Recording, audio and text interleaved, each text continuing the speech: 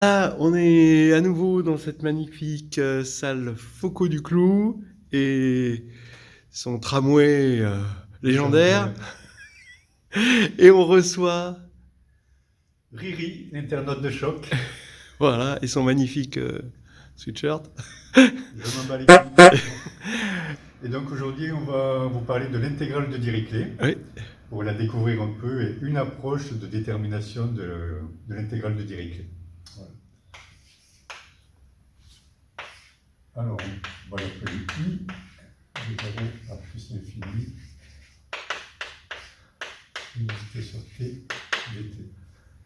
Bon, la première étape va consister, comme tout concept mathématique, à vérifier que c'est bien défini. Et donc, que I a une valeur. Or, là, on a deux bornes, 0 plus l'infini. Du coup, on fait une étude au premier pôle 0, qui présente une singularité en t. Pour ça, on remarque que sinus t sur t, l'intégrande, est équivalente en 0 à t sur t, qui est égal à 1. Comme c'est bien défini, du coup, c'est continu et intégrable sur, alors intégrable, on va dire, sur 0, alors on va mettre petit a positif, par prolongement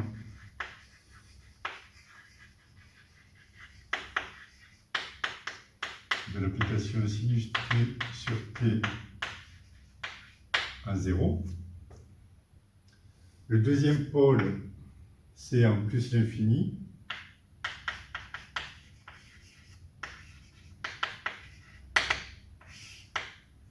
Alors là, il y a différentes approches pour déterminer la contribution de cette intégrale-là, soit par la règle d'Abel, soit par une intégration par partie, si jamais la leçon dans laquelle on souhaite présenter le développement doit vérifier telle ou telle hypothèse par domaine.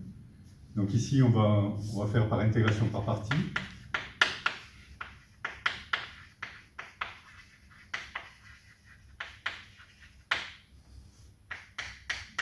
Donc on prend I.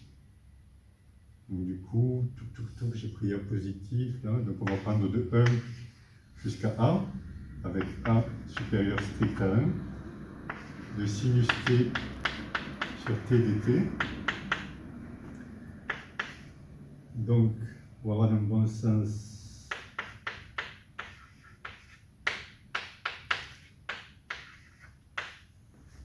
ça, l'intégrale de 1 à A, de 1 sur t carré, cosinus t dt.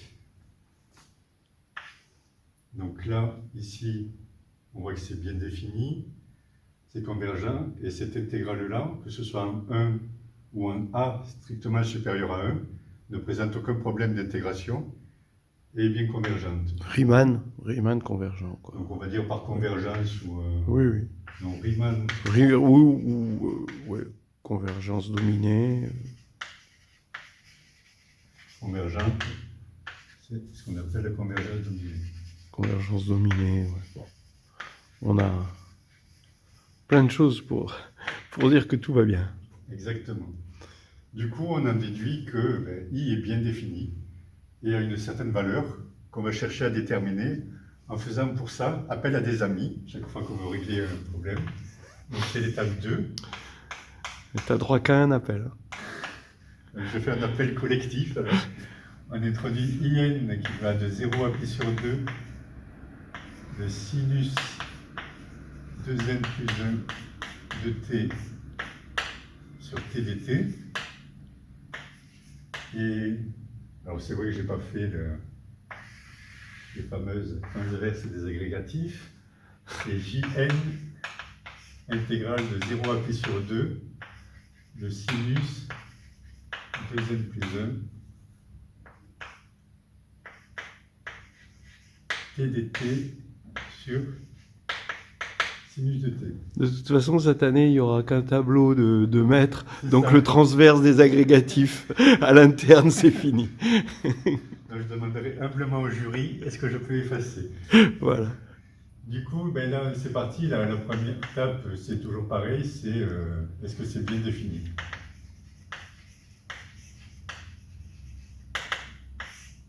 Donc ici, on remarque, c'est un point qu'on a pour ce calcul des deux intégrales, c'est qu'en fait, le point qui pose question, c'est le pôle 1, 0. Et en pôle 1, 0, on remarque en fait que sinus 2n plus 1 de t,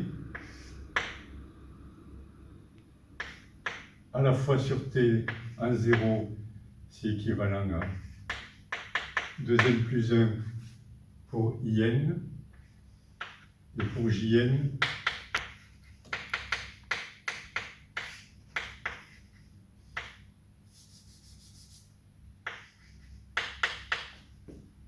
c'est équivalent à 2n plus 1 aussi, à 0. Donc, on est rassuré, in et jn, nos amis, sont bien définis. Alors après, on regarde dans quel sens ces deux intégrales peuvent nous aider. Je me souviens. Alors, du coup, première remarque, on peut voir que limite de in quand n tend vers l'infini, c'est notre intégrale de Dirichlet. Pour ça, on voit que si on prend in,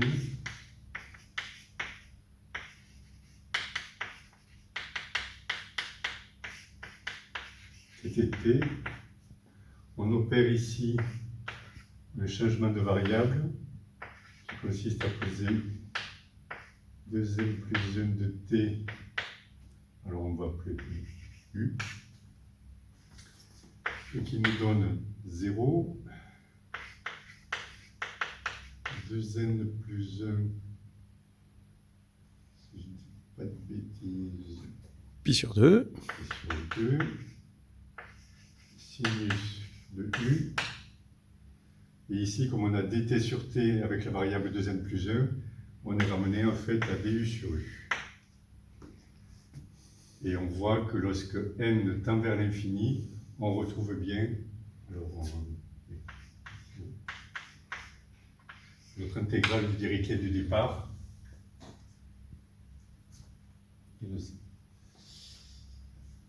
Deuxième point, et troisième avec la définition, on peut remarquer que si on étudie in et jn, ont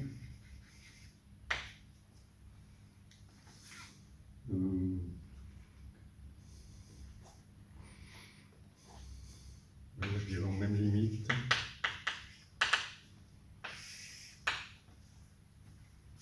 Pour cela, on étudie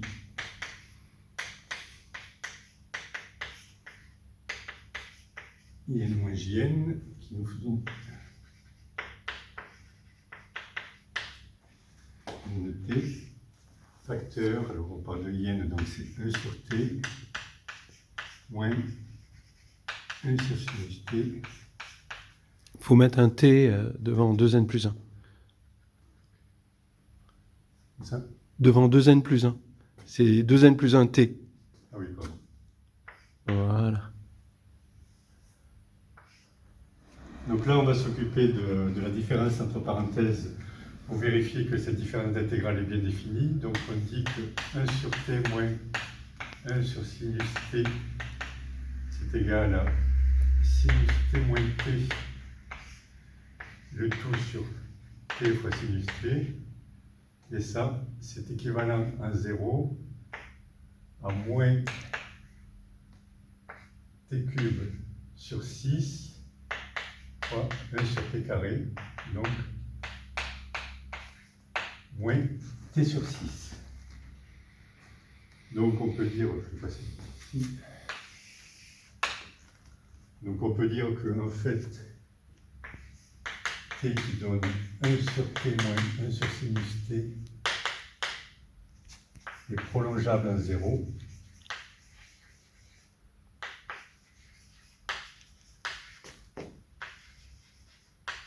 Avec, on va l'appeler f, f de 0 égale 0. Ouais, tu veux dire prolongeable par continuité. Par continuité, oui. Ok.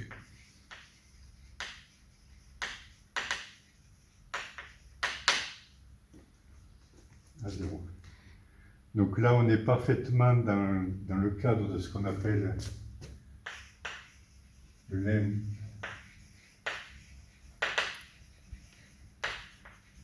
de Riemann-Lebesgue.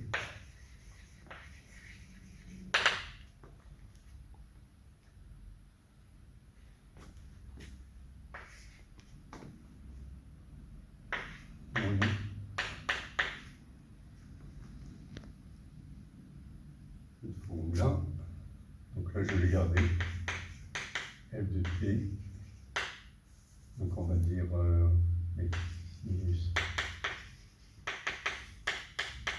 2n plus 1 dt, où on sait qu'en fait, dans le cadre du lemme de Riemann-Lebesgue, l'intégrale de 0 à pi sur 2 de f de t exponentielle ist dt tend vers 0 en plus l'infini, quand s tend vers plus l'infini.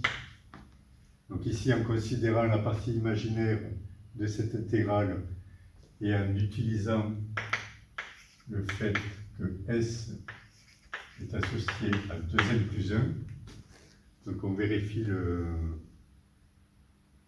les conditions d'application du lemme de Riemann-Lebesgue, et donc on peut dire que in moins jn tend vers 0 en plus l'infini.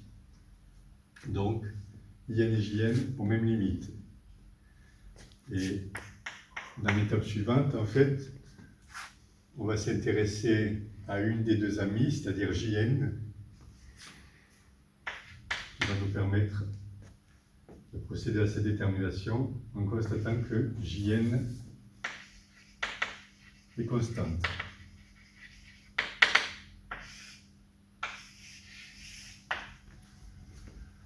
Pour cela, on procède à la différence jn moins jn moins 1, donc qui est intégrale de 0 à pi sur 2 de sinus 2n plus 1 de t sur, alors, ouais, on va tout garder, sinus t moins sinus de 2, comme on a pris n moins 1, donc 2n moins 1 plus 1, donc 2n moins 1 de t sur sinus t dt. Donc là, il faut recourir à nos petites formules de trigonométrie.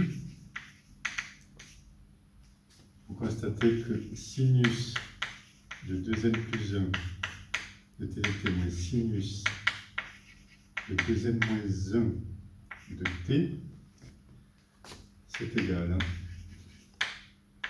sinus 2n t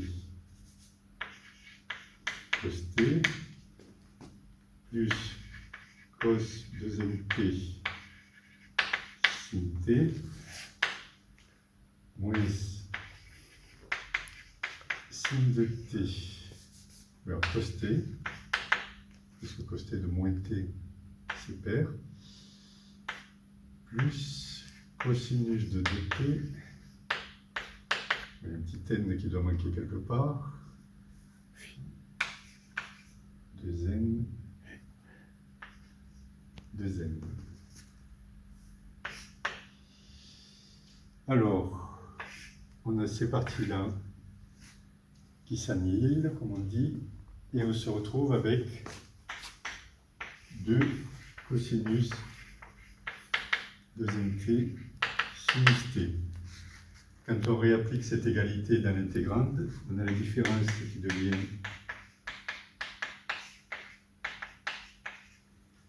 deux cos 2nt sin t, le tout sur sin t, donc il nous reste 2 cos 2nt dt.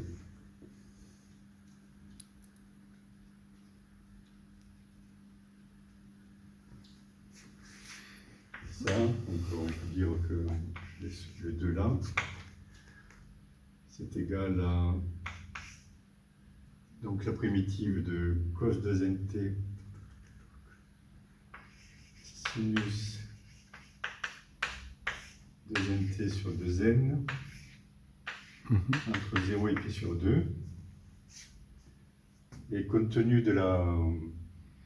Oui, du fait que du fait que le sinus pi t égale... périodique, donc en fait on se retrouve avec sinus pi t et sinus 0. Pour t égale pi sur 2, ça va faire sinus pi. Ça va égal à faire 0. Ouais. Donc là, Jn est constante.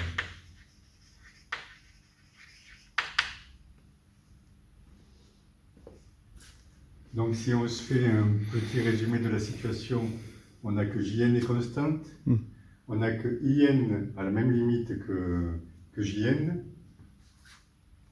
On a réalisé que la limite de In c'était l'intégrale de Dirichlet, ce qui nous donne qu'en fait la valeur de l'intégrale de Dirichlet est en fait la valeur de Jn.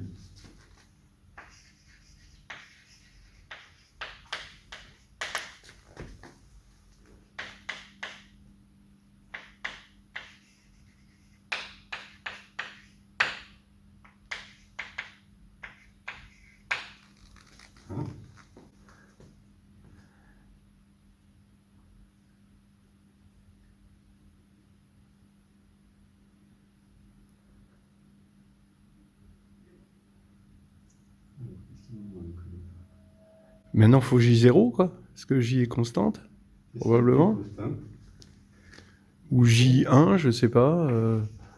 En tout cas, un seul terme de la suite va nous suffire. On regarde le premier terme, J0. Oui, bah J0, c'est bon. On regarde donc J0 qui est égal à l'intégrale de 0 à pi sur 2. Du coup, J0, on a plus de variable en n. On se retrouve sur sinus t, comme c'est joliment fait, sur sinus t, dt, c'est-à-dire à pi sur 2, puisqu'ici ça fait 1. Et donc on se retrouve à intégrer 1 entre 0 et pi sur 2. Donc c'est une façon qu'on a la plus commune et la moins soumise à des conditions de trouver la valeur de l'intégrale de Dirichlet. D'accord. Donc I égale, on va quand même conclure, hein, faut l'encadrer quand même, celle-là.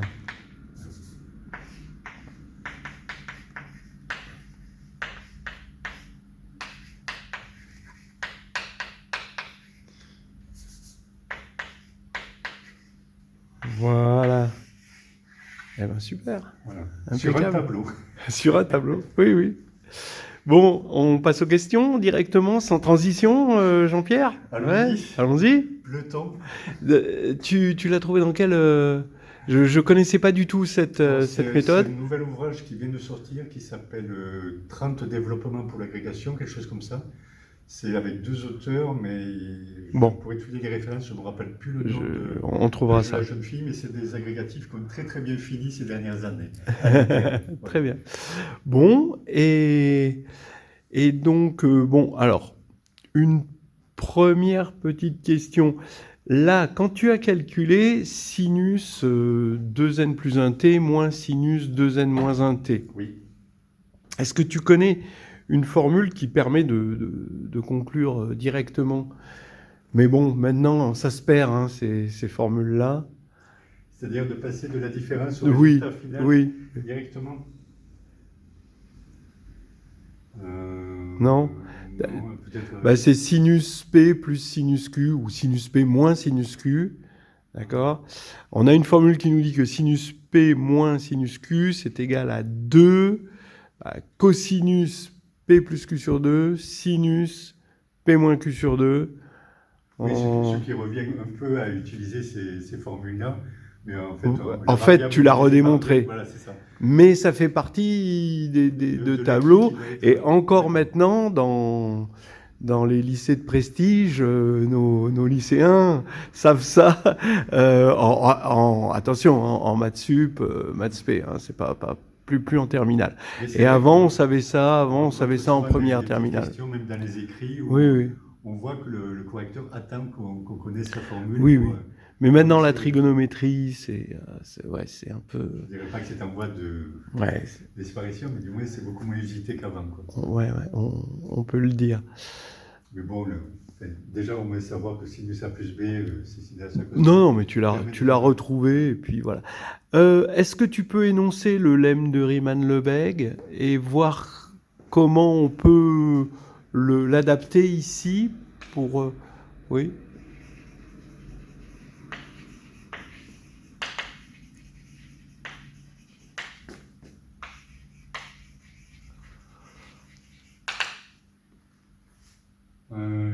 Du coup, c'est un peu ce que j'avais explicité ici, c'est que si on a une fonction, alors f qui est continue, intégrable. Donc oui, si elle est continue, parce qu'on va être sur un intervalle, je suppose. On est sur un segment. Hein. Fini, voilà. En fait, on a que l'intégrale de 0 à 2 de f de t exponentielle, donc je vais garder la même note variable pour être cohérent, ist dt tend vers 0 quand s tend vers l'infini. Oui, alors tu sais un peu les idées pour le démontrer? Alors si on utilise quelque chose qui est cher à Riemann et aussi à Lebesgue, puisque les deux ont contribué à leur façon, je dirais lui horizontalement et lui verticalement au calcul de l'intégrale. D'accord. Donc on commence par la première marche pour monter, donc par des escaliers. Ils auraient dû faire des mots croisés. donc on utilise ce qu'on appelle des fonctions, des fonctions en escalier. Voir ce que certains appellent des indicatrices. Oui. Là, c'est en fait, ça se caractérise par le fait que sur un intervalle donné, la fonction est constante. Oui, alors donc on se ramène, pour les fonctions en escalier, on se ramène à la constante, et à la constante, on intègre exponentielle de IST. Donc on est ramené à ce que f de t soit une constante, donc il nous reste à intégrer exponentielle de IS de t, qui est exponentielle de IS de t sur IS. Sur IS, et donc S. Bon, d'accord. Donc pour les fonctions en escalier, c'est bon. Maintenant, quelle serait la chose à dire maintenant pour passer des fonctions en escalier aux fonctions, on va dire continues? En fait, il faut avoir en tête que les fonctions continues par morceau sont limite uniformes de fonctions en escalier. Oui. Limite uniforme sur AB, parce qu'on est sur un segment, c'est là qu'on sert du fait qu'on est sur un segment fermé. Donc les fonctions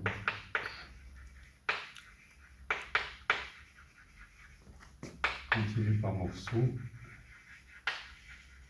Oui, voilà. Donc c'est bien de savoir un petit peu les grandes lignes d'une preuve. Et après, voilà. Les fonctions d'escalier.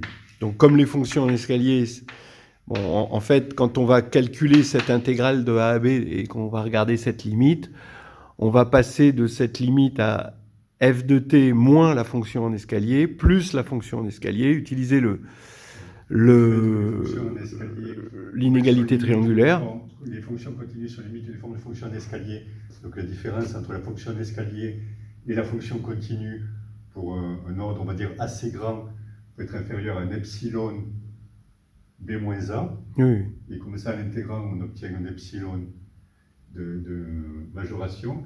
Et en utilisant le fait que la contribution par inégalité triangulaire, là, on prend une fonction qui est un escalier, là, la fonction qui est continue, et ça, on le rajoute à une fonction qui est un escalier. Donc ça, par convergence uniforme, on peut le rendre à epsilon sur 2. Et ça, comme on l'a vu en première étape, constante sur Oui, sur l'intervalle. il y a une petite inégalité triangulaire, faut mettre des petites valeurs absolues.